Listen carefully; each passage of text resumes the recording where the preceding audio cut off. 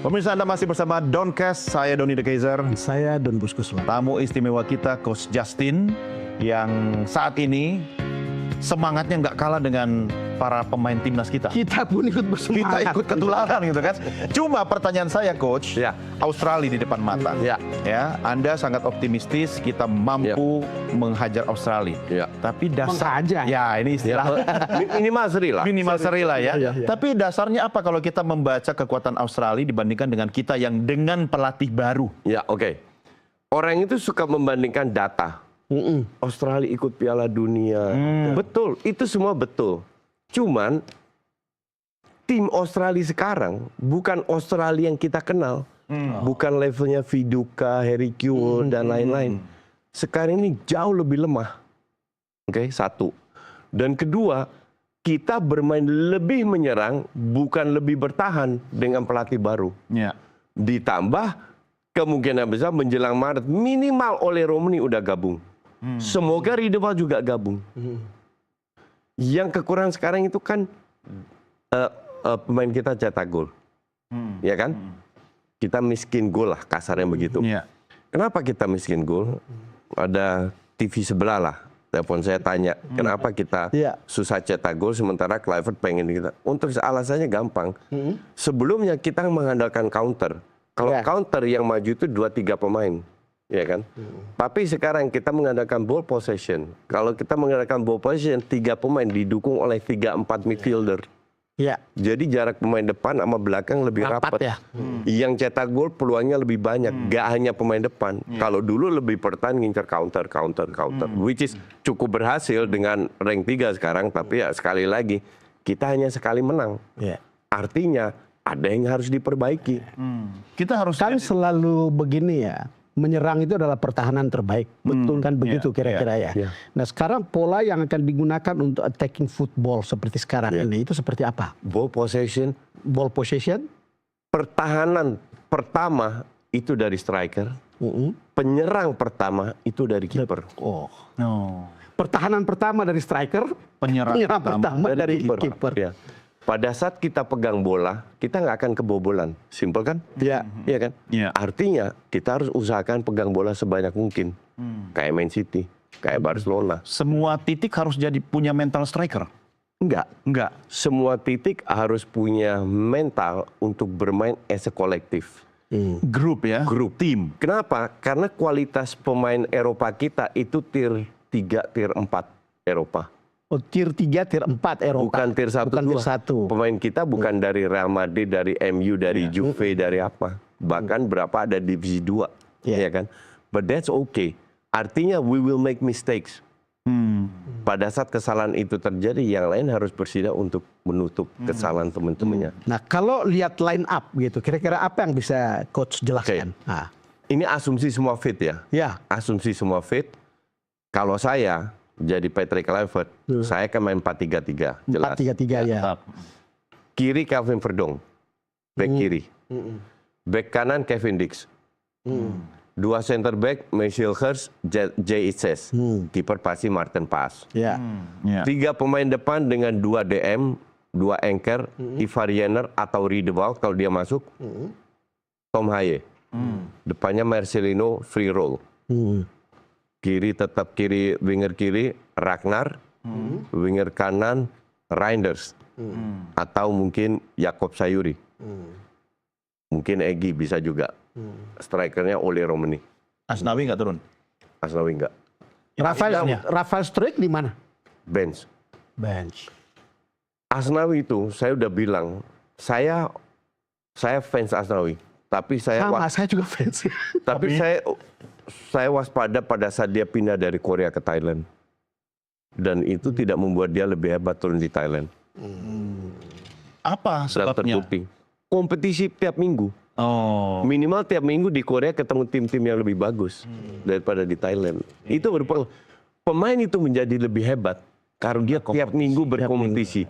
Tambah tinggi kompetisinya, tambah cepat kita berkembangnya. Bukan latihannya ya. Bukan hanya latihan. Latihan is not enough. Kenapa? Itulah kenapa sepak bola Indonesia lokalnya susah berkembang. Latihan Karena di grassroots nggak ada liga. Iya, nggak ada kompetisi. Ini yang harus kita. Nah, kalau lihat tadi line up itu, pemain domestik itu ada di mana dan siapa saja yang Hanya Marcelino. hanya Marcelo. Ya, tapi kan kita nggak pernah tahu apakah fit atau enggak. Iya. Contoh, Rizky Ridho itu bisa bermain di bek kanan, di center back. Terus siapa lagi? Egy yang lagi on fire.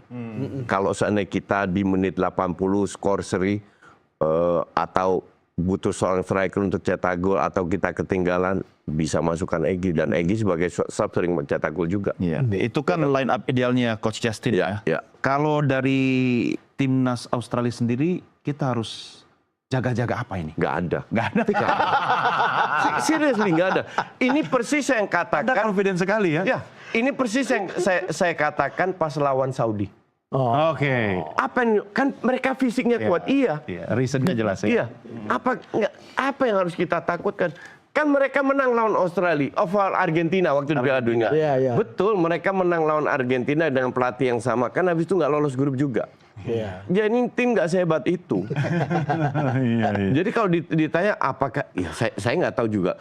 Mungkin kekurangan kita ya itu waktu, nggak bisa bareng. Tapi dengan melihat budaya pemain-pemain mayoritas, pemain diaspora yang sudah biasa dengan filosofi total football, harusnya nggak ada masalah. Artinya Nggak yang butuh waktu banyak. yang dikatakan oleh coach adalah tim ini bisa lebih baik dibanding ketika STY menanganinya. Ya, sekali lagi bukan karena STY jelek. Betul. Iya, iya. Sama sekali enggak. Yang saya lakukan adalah karena saya lihat peluang lolos ini besar loh. Beda dengan let's say setahun yang lalu. Karena pemain bertambah Iya, iya, iya. di timnas, tambah bagus. Dan ternyata lawan-lawannya nggak sebagus yang saya pikir juga. Jadi peluang kita masuk langsung bahkan lebih besar. Iya, iya. Maka dari itu, kenapa saya ingin STI diganti bukan karena dia jelek. Hanya untuk meningkatkan Iya. probabilitas. Iya, iya, iya. Setiap coach ada masanya, eranya. Bukan pasti kita lolos.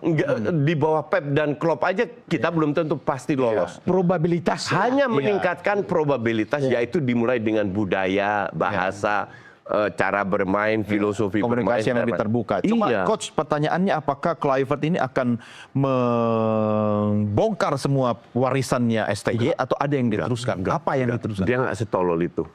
Dia nggak setolol itu. Dalam arti pemain-pemain yang dia sudah yang digunakan oleh STY kemungkinan Dia tidak mungkin mulai dari nol lah. enggak Risiko ya. risiko. Seperti yang kayak kita lihat Arne Slot di Liverpool lah. Oh, ya, ya. Pada saat dia diganti oleh Klopp, siapa yang bisa gantiin Klopp? Nggak ada di dunia. Tapi Arne Slot bisa perform karena dia nggak merombak. Dan ternyata Iya, Liverpool dia hanya menggantikan sekarang Endo dengan Gravenberch. Iya. puncak. Dia nggak merombak. Dan Kluivert juga nggak akan merombak. Komposisi pemain pasti ada 1-2 yang dirombak. Tapi sebagian besar Iya. itu aja main. Level trust pemain dengan pelatih sekarang seperti apa kalau Anda baca? Pasti lebih besar. Lebih tinggi. Kluivert itu legend loh. Iya. Kluivert itu benar-benar legend sebagai pemain ya. Pemain lainnya pasti look up kepada ya, Kluivert. At least sebagai pemain kan. Iya, Nah sekarang tinggal komunikasinya lancar nggak? Iya kan. Kalau komunikasinya lancar ya harusnya nggak. Karena Kluivert juga punya kepentingan. Seperti yang kita bahas tadi. CV dia kan nggak mentereng. Iya. Kalau dia lolos bisa bawa kita ke Piala Dunia. Nggak usah asumsi kita dibantai di Piala Dunia. It's okay. Yang penting lolos dulu. Itu sebuah sejarah yang tidak luput di dunia internasional. Kluivert main di Piala Dunia. Iya kan? CV dia naik, Iya. bargaining power dia naik ke lain-lainnya. Sejarah buat dia dan buat kita. Buat dia dan buat kita. Iya, Jadi dan buat win-win pemain. solution. Dan juga buat pemain. Iya. Kalau kita seandainya lolos, pemain-pemain kita yang main di NEC, main di Copenhagen, atau itu bahkan Marcelino akan terpantau. Iya kan? Iya. Jadi kalau kita lolos, everybody happy. Iya. Semua akan menang. Makanya dia Coach, kalau dihitung, itu probabilitas kita itu di atas 50% Ya, untuk saya ya. untuk lolos. Ya. Di atas 60-70%. Oh, 70%. Di bawah STY itu saya bilang 30-40%. Mungkin 50% dengan skor tambah kuat ya. Paling tinggi 50. Tapi saya bilang 67. Saya sebut 50, ternyata Iya, coachnya 70. 70. 70%. Iya. Yang jadi masalah kan kita nggak tahu siapa yang main. Kalau Ya. pemain-pemain penting Martin Paes, Tom Haye, sama Itses cedera patah kaki ya puyeng juga. Iya, iya. Iya, Kan Anda katakan coach, kuncinya itu kan di ruang ganti. Itu sebabnya betul. Kluivert lebih berperan di situ kan. Betul, tapi kualitas pemain nggak bisa kita ganti juga. Iya, Berpengaruh. bisa dipu, Ini kan sinergi antara kualitas pemain dan kualitas pelatih. Ini soal psikologis dan soal fisik. Iya. Sekaligus. Tapi kalau Kluivert mau terbuka dengan masukan pemain, mempengaruhi nggak akhirnya nanti kualitas bermain di lapangan seperti apa? Kalau ST kan beda. Ya. Dia istilahnya direktif kan, Ya. satu arah. Kalau ini kan dia bisa. FB kan ini cara saya kalian ikuti. Iya. Kluivert enggak. Ini cara saya. Kalian setuju nggak? Kalau kalian nggak setuju, Itu nggak bedanya. setuju, ya, itu bedanya. Apa alasannya? Apa bedanya dia? Kita diskusi. Ya, ternyata 3 pemain penting nggak setuju. Contoh. Oh. Nggak, kita lebih baik main begini ini Kesari. Oh ya, masuk akal karena sudah bermain ya. Kan sebelum sekarang nih, detik ini sampai tanggal 20 kan mereka menonton pertandingan kita sebelum. Iya. Jadi mereka juga tahu kan. Oh ternyata main gini nggak begitu efektif. Kita rubah 1-2 pemain, kita masuk ini. Konsultasi sama Tom, konsultasi sama Itses. Tom, kalau gue main begini, gue taruh pemain ini di posisi ini kira-kira bisa nggak? Tom bilang, oh ya mungkin akan lebih efektif, mungkin akan lebih menyerang. Oke kita lakukan itu. Jay, kalau lu lebih nyaman dengan partneran sama siapa? Main 3 back atau 4 back? Ini akan terjadi, yakin saya. Main dengan happy ya, lebih bagus ya. Itu nomor 1, happiness. Karena kalau sudah begitu semua orang mengeluarkan kemampuan pada level optimal Iya, ya. iya. Sebenarnya pada saat itu supporter udah nggak berpengaruh lagi bagi pemain ketika sudah di lapangan begitu. Iya.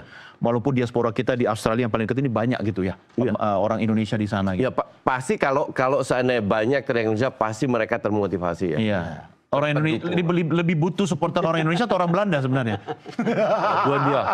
Nah, Indonesia karena jumlahnya lebih banyak. Belanda cuma 16 juta. Tapi waktu Anda di Belanda kan menjadi umat sepak bola Iya. itu sesuatu yang wajib ya hukumnya ya. Iya. Bagaimana suasana di Belanda nonton bola sama di Jakarta? Anda kebayang nggak? Saya tahun 79 pindah ke Belanda di usia 12 tahun. Salah satu dari sedikit non kulit putih, satu-satunya dari Asia yang nggak bisa bahasa Belanda, tapi harus adaptasi dengan sekolah kan. Komunitas. Sepak bola menyelamatkan saya. Oh, dengan cara? Karena saya bisa main bola. Jadi tiap kali olahraga, oke, Iya. Justin ambil, ikut SSB. Di situ punya teman. Di situ teman saya bukan hanya punya teman, they look up at me. Oh, Asia satu ini ternyata bisa main bola. Iya, iya. Jadi pengaruhnya itu besar sekali. Iya, iya. Itu murni hidup saya ibarat diselamatkan oleh sepak bola, sehingga saya lebih gampang survive di Belanda. Iya. Untung tidak ketemu komunitas Indonesia di Belanda. Waktu itu belum ada belum banyak. Tahun 79 masih kecil. Ya. Oke, kita lanjutkan lagi di segmen berikut sambil kita menghabiskan teh dan kopi pemirsa. Jangan kemana-mana, Doncast segera kembali sesaat lagi. Masih bersama kami pemirsa dalam program Doncast, saya Doni De Kaiser. Saya Don Bosco Sulamun. Terima kasih yang sudah menyaksikan. Jangan lupa like, share, subscribe, dan Anda juga boleh komen di kolom chat atau komen yang ada di channel Kritik juga boleh. Kritik juga boleh ya, mengkritik Coach Justin juga boleh. Ini mah sudah kebal, biasa, sudah biasa ya. Udah biasa. Tapi kalau kita mengkritik Coach Kluivert ya kan, Ya. dengan tim asistennya, Ya. ada alasan nggak sih untuk mengkritik orang yang belum mulai kerja gitu loh? Nah, itu. Sementara kan nanti laganya baru Itu. Australia. Saya rasa nggak fair ya. Nggak fair. Gini, asumsi saya masuk ke sebuah PT kerjaan baru. Tiba-tiba saya belum kerja udah dikritik karena mungkin sejarah saya atau reputasi saya. Fair, apakah saya akan bekerja secara optimal? Kan enggak. Justru saya masuk perusahaan baru saya harus didukung biar saya bisa kerja optimal. Nah ini yang saya agak heran. Kok situasi tambah nggak kondusif lah. Selalu ada isu-isu yang Di luar diangkat. lapangan. Cuman Di luar kan lapangan. begini coach, sepak bola itu di mata penggemar itu harus menang. Nggak ada kata kalah. Ya. Jadi ini masalah- orang tidak siap Bang, terima ini kalah. masalah edukasi. Iya, Ini itu masalah betul. Setuju, edukasi ya. Saya dulu berapa tahun yang lalu saya punya istilah kan domba dan kardus. Iya. Domba dan Kardus itu kardus. yang anti Justin, domba itu yang pro Justin. Iya, iya, iya. Dan banyak yang mengaku kepada saya, coach saya dulu kardus jadi domba. Oh. Kenapa? Mereka paham apa yang saya maksud. Nah. Dulu ada zamannya di mana pemotor kita tidak menggunakan helm. Betul. Sekarang semua, hampir semua Dipaksa. dipaksa. Harus dipaksa Ya. dulu. Artinya ada proses edukasi. Dalam sepak bola pun demikian. Sekarang sudah banyak yang paham bahwa itu tidak jatuh dari langit. Iya. Ini semua adalah proses. Tapi nggak bisa cepat, Coach. Nggak bisa cepat. Enggak kenapa-kenapa Saya, tiba-tiba saya rusuh. butuh beberapa tahun dan misi saya belum selesai juga. Untuk mengedukasi para netizen ini agar sepak bola itu bukan hanya dari skor. Terlalu indah sepak bola kalau hanya dinilai dari skor. Kalau hanya dinilai dari skor, jangan nonton bola, nonton live skor aja. Ya, Iya. mungkin Karena kadang-kadang kita menonton walaupun klub pujaan kita itu kalah, tapi kita bisa puas karena pertandingan yang bagus. Kita nikmati Fighting spiritnya, mungkin kurang beruntung dan lain-lain. Iya, itulah Saya rasa indahnya itu sepak bola. tapi pentingnya edukasi. Ya, perlu juga diedukasi bahwa sepak bola bukan sekedar skor, tapi indikator yang non skor itu bagaimana mengukurnya biar mereka tahu, fair dong. Iya, itulah tugas kita influencer komentator bola untuk menjelaskan bahwa sepak bola itu lebih jauh lebih indah Lebih dari hanya sekedar Iya. skor. Tapi in this case Tapi dalam skor itu indah sekali, Coach. oh ya kalau menang ya. Iya. Tapi in this case kita harus menang untuk Itu lolos. persis Barcelona bilang bukan Iya. sekedar klub. Jadi sekarang ini bukan kompetisi jangka panjang, tapi kualifikasi jangka pendek. No. Artinya main jelek pun I don't care, yang penting menang. Nah, untuk menang kalah, kenapa harus bermain bagus dan lain-lain? Karena pada saat kita bermain bagus, kita meningkatkan probabilitas lagi untuk menang. Iya. Kita bisa menang dengan 2 peluang 2 gol. Kita juga bisa kalah dengan 20 peluang 1 gol. Bisa kalah. Cuman untuk mempersiapkan diri dalam sebuah pertandingan, kan bagaimana caranya meningkatkan agar kita create peluang lebih banyak. Iya. Itulah harus sesuai dengan kapasitas pemain, bermain lebih menyerang. Apakah pasti menang atau enggak? Belum tentu. Belum tentu. Tapi probabilitasnya akan lebih besar. Proses itu harus dinikmati. I guarantee you sekarang, oke, boleh dipotong, boleh disebar, bahwa peluang kita akan lebih besar di sisa 3 pertandingan. Bukan Jepang. Jepang is just too good. Oke. 3 pertandingan peluang peluang ya, Ya, peluang. peluang di depan gawang, Ya. create chances akan lebih Lebih banyak besar, dan lebih daripada banyak. 6 match sebelumnya. Ya, Australia, Bahrain, China. Ya.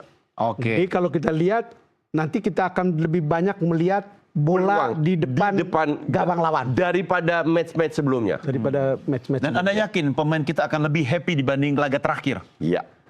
Kelihatan kalau lagi happy permainannya, itu akan juga enak dilihat. Dan saya pun juga lebih happy.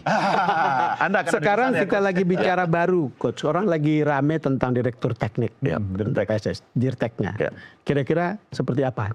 Bayangan. Saya jelaskan dulu ya. Nah, Peran Dirtek itu sangat penting. sangat penting. Ya. Oke. Karena namanya sebuah negara itu tidak hanya punya timnas senior. U23, U20, bla bla bla sampai ke bawah. Sekarang di bawah Coach Nova U17. Nah, ini harus ditanam sebuah filosofi agar gaya bermainnya sama ke depannya. Iya, iya. Itu tugas Dirtek, komunikasi dengan para pelatih, menjelaskan, membantu kekurangannya di mana. Tapi juga komunikasi dengan klub lokal. Ya. Itu tugas Dirtek. Yang juga merekomendasikan pemain-pemain ini loh cocok dengan cara bermainnya head coach. Oh. Dia pasti tahu. Jadi komunikasi antara head coach dan Dirtek itu harus cocok. Duanya harus cocok. Nah kalau sebelumnya kan Dirtek kita ribut sama pelatihnya. Iya. Ya kan? Sampai akhirnya Dirteknya Indra Sapri disuruh ngelatih aja kan. Iya. Itu nggak boleh terjadi harusnya. Itu harusnya nggak boleh Karena tegas. sebenarnya Dirtek itu menentukan skema pembinaan ya. Iya. Di jenjang ya. Salah satu pembinaan, tapi juga komunikasi dengan klub lokal kan. Iya, iya, iya. Ini loh, ada satu pemain yang belum disentuh, yang belum kelihatan, mungkin cocok dengan. Oke, kita ajak dia ikut seleksi. Siapa tahu cocok, siapa tahu enggak. Nah ini tugas Dirtek. Nah, artinya untuk bisa komunikasi akan lebih baik kalau Dirteknya juga dari Belanda. Dari Belanda. Tadi sini tidak ada di dalam negeri sini? Kalau Coach lihat? Bukan nggak ada, tapi kembali lagi ke Soal budayanya. kebudayaannya. Artinya kalau fungsi atau apa namanya chemistry antara pelatih dan Dirtek ini akan menentukan oh ini warna sepak bola Indonesia. Iya. Kira-kira gitu. Sama Kedepannya, seperti kalau kita lihat, kedepannya. oh sepak bola Belanda, kita sudah punya gambaran. Iya, iya, Atau iya, sepak iya. bola Spanyol, Udah punya gambaran. kita punya Iya, gambaran. Iya. Kira-kira begitu. Berhasil. Nah, sekarang sebagai PSSI atau ketua PSSI, kan beliau harus punya target short term, mid term, long term. Iya. Long term ada pembinaan. Oh sorry, ya long term. Mid term kan adalah ini lebih ke tugas Dirtek. Bagaimana menyatukan untuk 5 tahun ke depan. Nah short termnya tugas pelatih baru untuk mengangkat. Termasuk untuk bicara long term itu mungkin soal naturalisasi akan berkurang, misalnya. Pasti berkurang. Karena jumlahnya kan udah nggak segampang itu lagi. Iya. Dan kalau seandainya ada pemain kita lebih bagus, pasti diberi kesempatan. Nah contoh kemarin saya nonton AFF, menurut saya kita nggak main bagus, tapi saya lihat ada 2 titik cerah yang kemungkinan bisa dulu, yaitu Donitri dan Detan. 2 pemain muda ini untuk saya punya bakat. Nggak usah main di timnas, diberi kesempatan untuk latihan dulu. Seperti apa dilihat. Latihan ini kan bukan skill. Latihan ini pelatih nggak melihat mental ini pemain gimana. Reaksi ini pemain gimana. Di samping skill dan kekuatan fisik.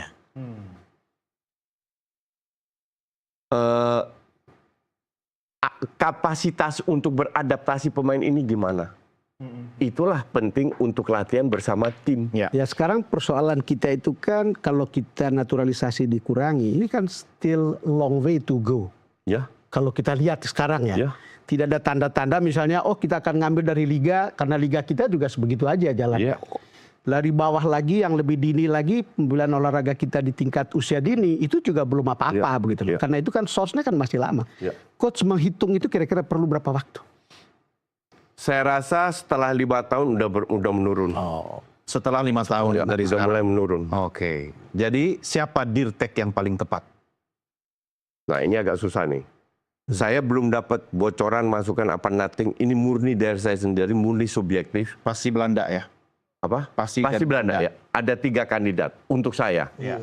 Artinya pelatih yang tidak junior. Ya. Dalam arti pelatih yang punya pengalaman sebagai pelatih atau mungkin bisa atau mau sebagai Dirtek. Ada 3 nama. 1 itu Fred Rutten. Kedua itu Henk ten Kate, mantan asistennya Rijkaard di Barcelona. Ketiga itu Jos Luhukay. Jos Luhukay ini mungkin kurang ngetop di Indonesia. Tapi beliau ada mantan pemain di VVV, generasinya Hondanya Jepang. Terus pernah melatih di beberapa klub di Eropa, bukannya Belanda, di Eropa. Dan dia punya darah Indonesia, jadi bisa eventually untuk jadi Dirtek. Untuk saya, yang saya come up, jadi bukan levelnya Guus Hiddink, bukan Van Gaal. Mereka udah terlalu tua. Karena mereka harus tinggal di Indonesia kan. Mereka harus pantau klub-klub, pantau semuanya, komunikasi juga. Jadi untuk saya yang pada saat ini, siapa tahu Erick Thohir kan koneksinya luar biasa kan. Tiba-tiba dia datang dengan nama lain. Tapi untuk saya pada saat ini, detik ini, Ada 3 nama itu 3 nama ini. Coach, sering kan kalau kita nonton sepak bola itu nggak peduli dia itu naturalisasi atau bukan. Iya betul. Kita sama-sama happy-nya kalau menang kan. Yang paling pakai jersey yang kita dukung itu nah. Iya betul. Kalau kalah kita juga sama-sama sedihnya kan. Iya betul. Kira-kira begitu. Jadi ini bukan soal naturalisasi apa Iya bukan. At the end of the day, para buzzer, para penyerang, para haters dan lain-lain yang selalu mengkritik PSSI dan lain, kalau kita lolos happy juga kok mereka. Betul. Penonton kita di Istoras itu selalu menyanyikan lagu Ibu Su. Walaupun kalah kan.